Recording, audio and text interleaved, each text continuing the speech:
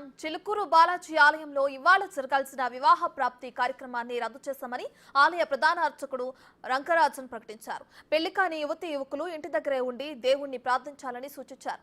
చిలుకూరు ఆలయానికి ఎవరూ రావద్దని విజ్ఞప్తి చేశారు.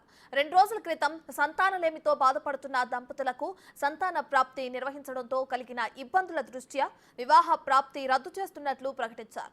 మరి పెళ్లి కాని ప్రసాదులు చిలుకూరు ఆలయానికి వెళతారా లేదా అనేది ఆసక్తిగా మారింది. అటు బ్రహ్మోత్సవాల్లో భాగంగా ఇవాళ నిర్వహించే కళ్యాణోత్సవం యథావిధిగా జరుగుతుందని ఆలయ స్పష్టం చేశారు.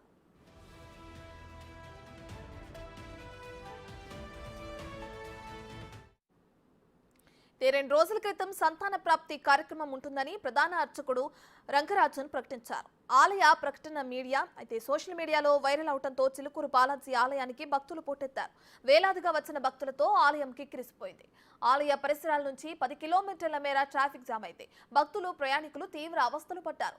వివాహ ప్రాప్తికి కూడా పెళ్లి కాని యువత పోటెత్తే ఛాన్స్ ఉండడంతో ఆ కార్యక్రమాన్ని నిర్వహించలేదని ప్రకటించారు. కళ్యాణ నిదయే నిదయర్చినాం శ్రీ వెంకట నివాసాయ శ్రీనివాసాయ మంగళం. ఇవాళ చైత్రమాసం శుక్లపక్ష ఏకాదశి చిలుకూరు బ్రహ్మోత్సవాల్లో మొదటి రోజు. ఇవాళ సంతాన భాగ్యం కోసం వచ్చినటువంటి చాలామంది భక్తులకి సంతాన భాగ్యం కలిగేటట్టు గరుడ ప్రసాదం ఇవ్వడం జరిగింది. అయితే మేము ఆశించిన దానికంటే 100 రెట్లు కాదు 1000 రెట్లు మంది భక్తులు రావడం వల్ల చాలామంది భక్తులు ప్రసాదం పొందారు. కానీ అదే రీతిలో చాలామంది భక్తులకి ప్రసాదం దొరకక అవస్థపడడం జరిగింది. ఇవాళ ప్రసాదం ఇవ్వడం ఇక ఆపేశాము. మళ్ళీ రేపు ఎల్లుండి అవతల ఎల్లుండి ప్రసాదం ఇచ్చే రీతి ఉంటుంది, కానీ ఈసారి ఇవ్వడం లేదు. ఇవాళతోటి అయిపోయింది ఈ బ్రహ్మోత్సవాల్లో గరుడ ప్రసాదం ఇవ్వడం. దయచేసి భక్తులందరూ గమనించాలి.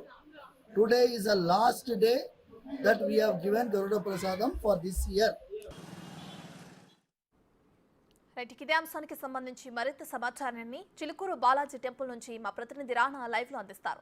సో రాణా, ఇప్పటికే చూసుకుంటే వివాహ ప్రాప్తి కార్యక్రమాన్ని రద్దు చేస్తున్నట్టు ఆలయ ప్రధాన అర్చకులు కూడా ఇప్పుడు వెల్లడించడం మనం చూస్తూనే ఉన్నాం. అయితే దీనికి సంబంధించి ఇప్పుడు అక్కడ జరుగుతున్న ఆ ఏర్పాట్లు ఏ విధంగా ఉన్నాయి, అయితే దీన్ని రద్దుని పక్కన పెడితే ఈ రోజు జరిగే కార్యక్రమాలకు సంబంధించి ఏర్పాట్లు ఏ విధంగా జరుగుతున్నాయి?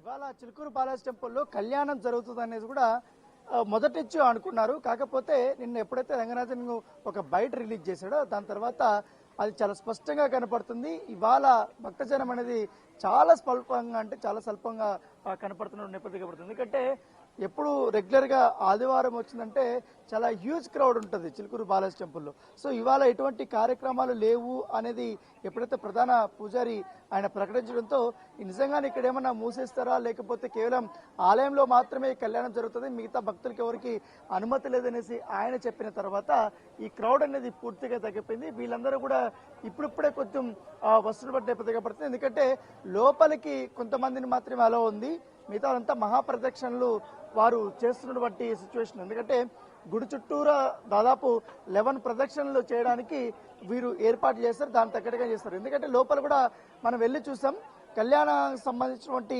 ఏర్పాట్లు అయితే ఏం చేయలేదు. కాకపోతే ఆలయ ప్రధాన పూజారిని కూడా మనం కలిసి మాట్లాడినప్పుడు ఇప్పుడున్నటువంటి పరిస్థితుల్లో నేను ఎవరితో మాట్లాడలేను, ఎందుకంటే మొన్న జరిగినటువంటి ఈ యొక్క గరుడ ప్రసాదం వితరణ కార్యక్రమంలో సంతానలేమితో బాధపడుతున్నటువంటి ఎవరైతే దంపతులు ఉన్నారో వారందరూ కూడా చాలా ఎక్కువ మంది వచ్చారు. మేము ఎక్స్పెక్ట్ చేసిన దానికంటే కేవలం మేము 7 నుంచి 8 వేల వరకు కూడా ఎక్స్పెక్ట్ చేసాం. ఎందుకంటే సాధారణ రోజుల కంటే అదే అధికమైనటువంటి జనాభాగా మేము అనుకున్నాం. కాకపోతే దాదాపు 3 లక్షల వరకు కూడా వచ్చారంటే మేము ఊహించలేకపోయాం. దీనివల్ల చాలా ఇబ్బందులు పడ్డారు. ఇంకోటి చిలుకూరు బాలాజీ టెంపుల్ పరిసర ప్రాంతాల్లో నివాసం ఉంటున్నటువంటి వారందరూ కూడా స్థానికులు కూడా చాలా ఇబ్బందులు పడ్డారంటూ కూడా ఆయన చెప్పుకొచ్చినటువంటి నేపథ్యం